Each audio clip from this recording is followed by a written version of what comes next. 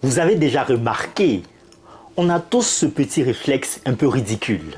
Quand on perd nos clés, alors qu'on est déjà en retard, ou quand on se cogne violemment le petit orteil contre le coin du lit à 7 heures du matin. On lève les yeux au plafond et on lance « Mais qu'est-ce que j'ai fait au bon Dieu pour mériter ça ?» C'est une petite phrase qu'on balance comme ça, entre deux agacements. On en veut à l'univers pour une connexion Wi-Fi qui rame, ou pour un café renversé sur une chemise blanche. On appelle ça la loi des séries ou encore la loi de Murphy. On se plaint, on râle et puis on passe à autre chose. Mais parfois, le pourquoi ne sort plus avec un sourire agacé. Il sort avec des larmes. Parce qu'au-delà de nos petits tracas de bureau ou de transport, il y a une réalité brute. Celui qui ne se règle pas avec un nouveau mot de passe ou une excuse. On parle de 1,3 million de personnes fauchées chaque année sur la route. On parle de 5 millions d'enfants qui n'atteindront jamais leur 5e anniversaire.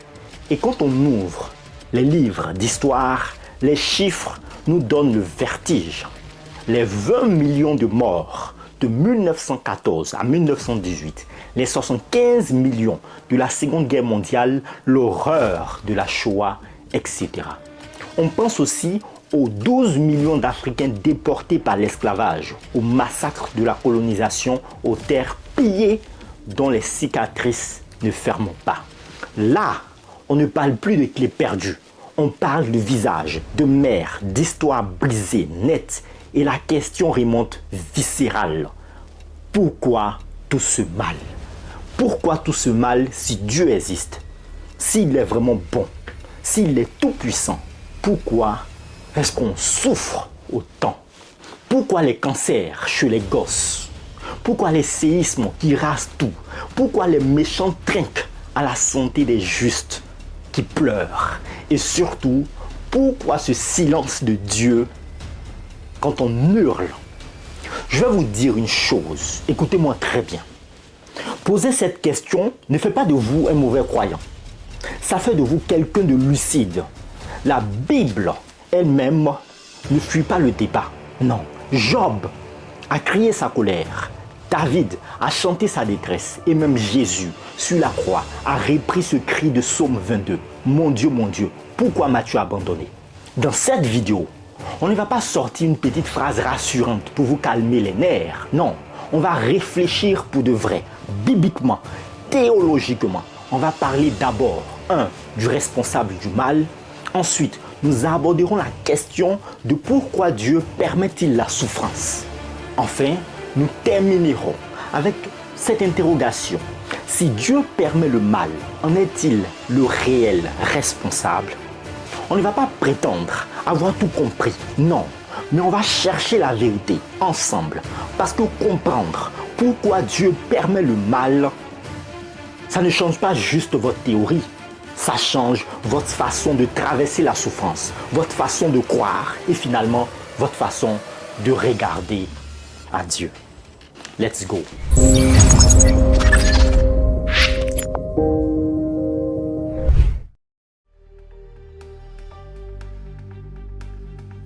Si la Bible affirme que Dieu n'est pas l'auteur du mal, ce n'est pas une simple pirouette philosophique, non. C'est une conséquence directe de ce qu'il est. Pour le comprendre, il faut s'arrêter sur un mot hébreu qui définit l'essence même du divin. C'est le mot kadosh.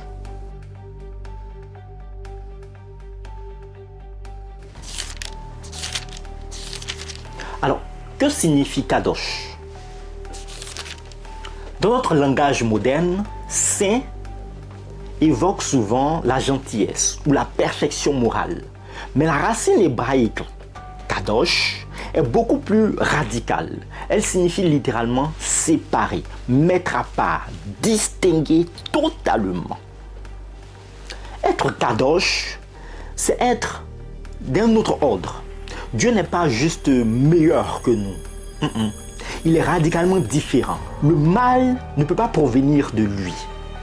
Car le mal n'existe tout simplement pas dans sa nature.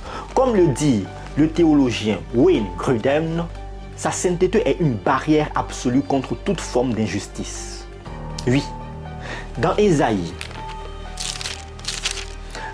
6, verset 3, les séraphins crient « Kadosh, Kadosh, Kadosh est l'Éternel des armées ». En hébreu, pour dire le plus saint, on répète le mot 3 fois. C'est le superlatif absolu. Les créatures célestes ne célèbrent pas d'abord sa puissance, non, mais sa sainteté. Dieu est la lumière pure. Le mal est une ombre.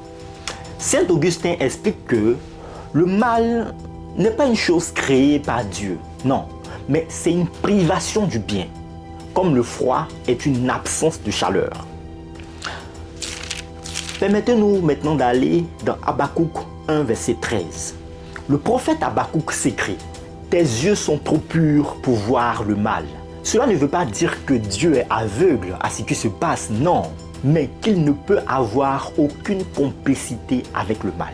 Dans Lévitique 19, verset 2, Dieu dit « Soyez saints, car moi je suis saint ». C'est un principe théologique majeur. Dieu ne demande jamais à l'homme ce qu'il ne pratique pas lui-même.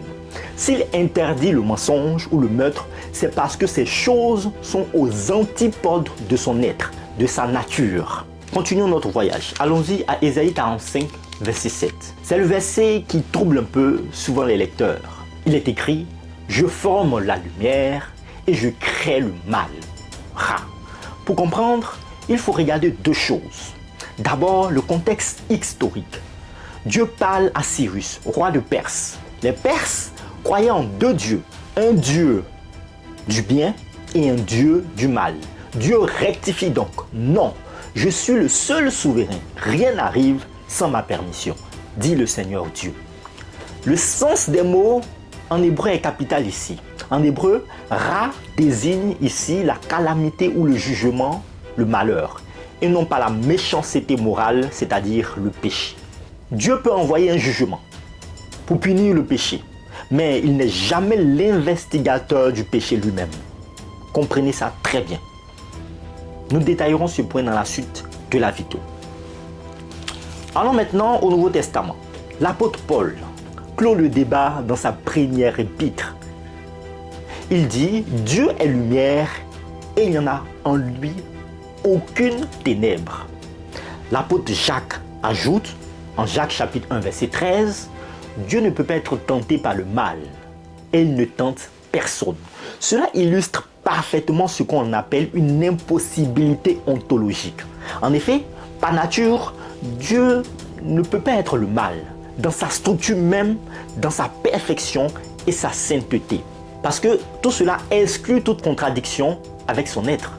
Comme l'expliquait le théologien Louis Berkhof, théologien réformé du XXe siècle, Dieu peut permettre que le mal se produise pour respecter la liberté humaine ou accomplir un plan supérieur.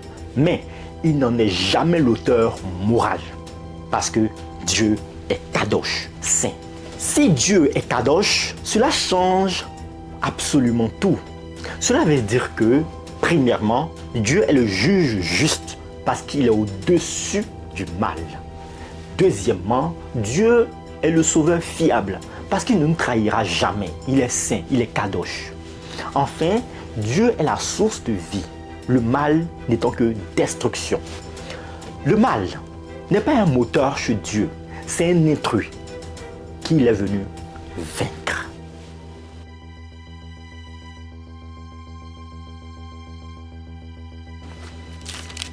La souffrance n'est pas un accident de parcours dans l'histoire humaine.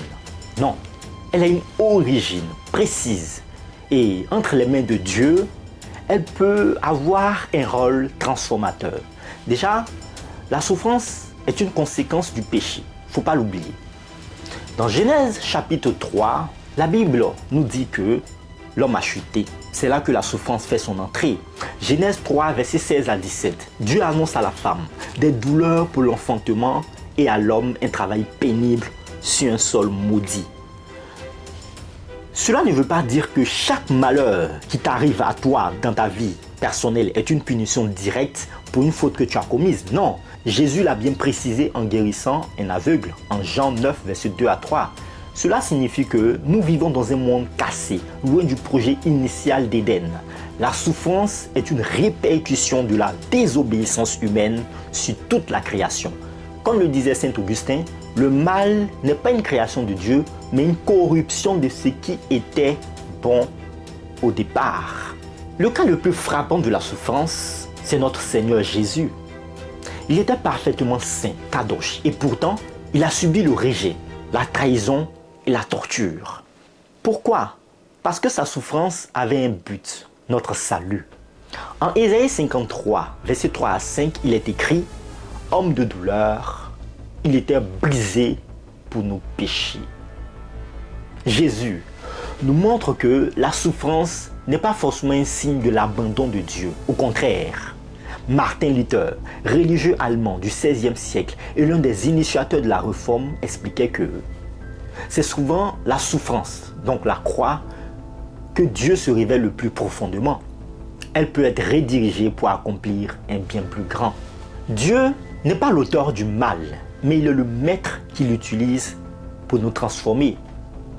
C'est ce qu'on appelle la discipline paternelle. Prenons l'exemple de Job. Oui, on connaît tous son exemple. Job perd tout. Mais sa fidélité finale l'amène à une révélation de Dieu bien plus grande qu'auparavant. Comme le soulignait Jean-Marc Taubois, pasteur bibliste et exégèse français spécialiste de l'hébreu et de l'histoire et l'archéologie biblique de l'histoire d'Israël, il disait que le mot hébreu pour épreuve est nisayon. Et ce mot a la même racine que bannière. L'épreuve est faite pour nous élever, pas pour nous écraser. La souffrance agit comme un feu qui purifie l'or. Oui. La souffrance purifie nos intentions, renforce notre foi, comme le muscle d'un athlète qui doit souffrir pour grandir et forge notre caractère. En Romains chapitre 5, versets 3 à 5, il est écrit « La souffrance produit la persévérance la victoire dans l'épreuve. » Pour les chrétiens, il existe une souffrance spécifique, celle que l'on endure à cause de notre foi. Les apôtres se réjouissaient d'être jugés dignes et souffrir pour le nom de Jésus. On peut le lire en Actes chapitre 5, verset 41. En fait, pour les premiers chrétiens sous l'Empire romain, cette souffrance prouvait que leur espérance était réelle et indestructible. C'est ce témoignage, plus que les discours, qui a fini par changer le monde. C'est ce que Paul appelle participer aux souffrances de Christ en Colossiens 1, verset 24. Ce n'est pas que le sacrifice de Jésus soit incomplet, mais que son Église doit passer par le même chemin que lui pour manifester sa gloire, la gloire de Jésus-Christ. La tradition juive rejoint cette vision. Les sages parlent de souffrances d'amour, Yishurim Shel Hava. Ce sont les épreuves que Dieu permet, non pour punir, mais pour réveiller l'âme. En Proverbe 3, versets 11 à 12, il est écrit « Ne méprise pas la correction de l'Éternel, car l'Éternel châtie celui qui l'aime. » Et ce n'est pas tout, car les sages d'Israël vont plus loin en comparant les souffrances des temps de la faim aux douleurs de l'enfantement. Hevle Mahashia. Pourquoi cette image? Parce qu'une femme qui accouche souffre terriblement, mais sa douleur n'est pas un signe de mort, c'est le signe qu'une nouvelle vie arrive. Les sages enseignent que plus l'obscurité et la souffrance augmentent, plus la naissance de la rédemption est proche.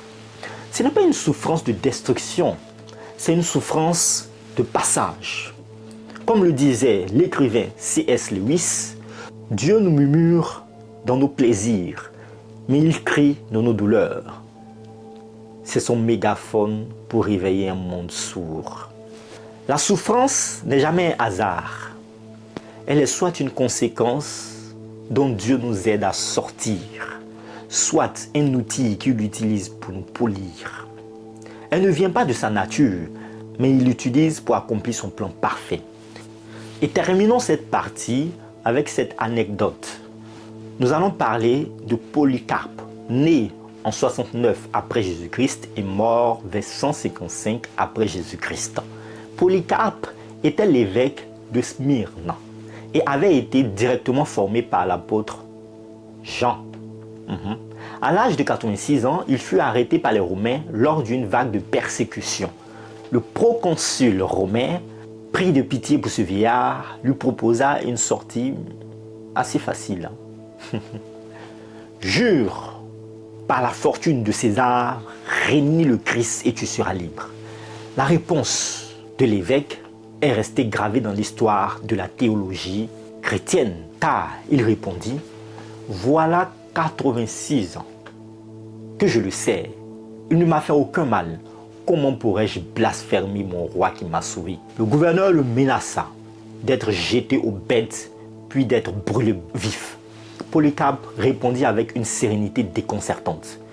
Tu me menaces d'un feu qui brûle 1 heure et c'est un peu après, car tu ignores le feu du jugement à venir et du supplice éternel.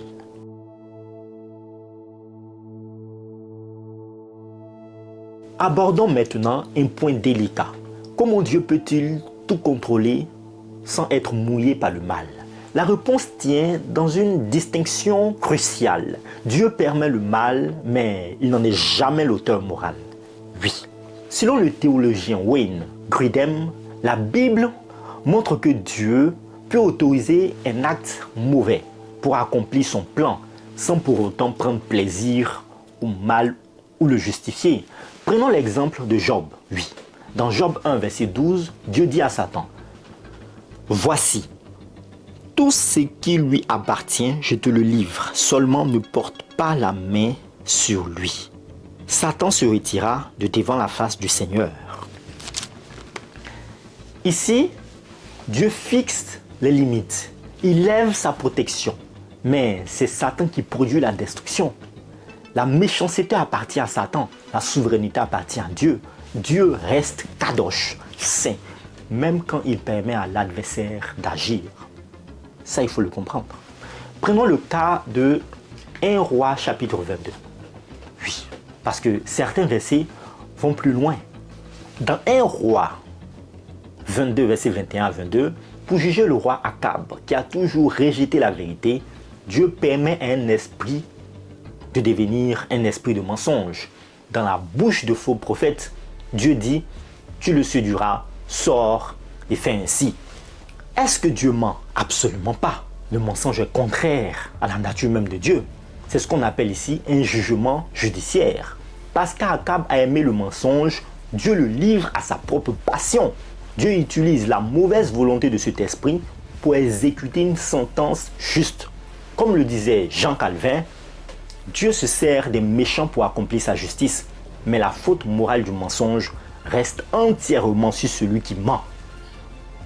Oui, il arrive que Dieu décrète des événements douloureux, comme les guerres ou les épreuves d'Israël. Mais attention, ce n'est jamais du mal gratuit. Ce sont des jugements encadrés par sa justice parfaite. Le but est bien plus supérieur. Dieu peut décréter une épreuve pour purifier la foi, comme pour Abraham, ou pour sauver l'humanité, comme la croix. Cependant, la responsabilité, elle reste humaine. Exemple, ceux qui ont crucifié Jésus ont accompli le plan de Dieu, mais ils restent responsables de leur acte criminel. Cela fera l'objet des vidéos suivantes. La tradition juive explique que Dieu n'envoie pas le mal comme un projectile, mais il utilise parfois le aster panim, le voilement de sa face. C'est l'un des jugements les plus sévères de la Bible. Dans Nombre 14, verset 34, après la désobéissance du peuple d'Israël, Dieu déclare, vous saurez ce que c'est que d'être privé de ma présence. Dieu est comme le soleil. Si vous entrez volontairement dans une cave et fermez la porte, vous aurez froid et vous serez dans le noir. Ce n'est pas le soleil qui a créé le froid pour vous punir, c'est vous qui vous êtes privé de la chaleur. Mais la Bible ne nous laisse pas dans la cave. Elle nous montre ce qui se passe quand on sort de l'ombre pour aimer Dieu de tout notre cœur.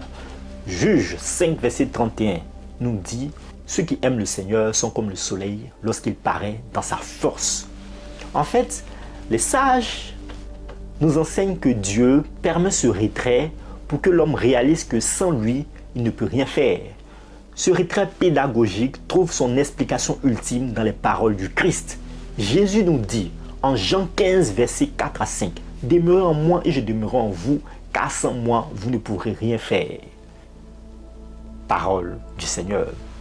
C'est le Nisayon ou l'épreuve, une pression terrible, comme celle qui transforme le carbone en diamant, pour nous pousser à réaliser notre fragilité, à crier vers lui et à revenir à sa lumière. Dieu est comme un chef d'orchestre. Si un musicien fait une fausse note par rébellion, le chef d'orchestre est assez puissant pour intégrer cette fausse note dans une symphonie magnifique. La fausse note, elle, reste une erreur du musicien, mais la symphonie finale reste le chef-d'œuvre glorieux de notre Dieu.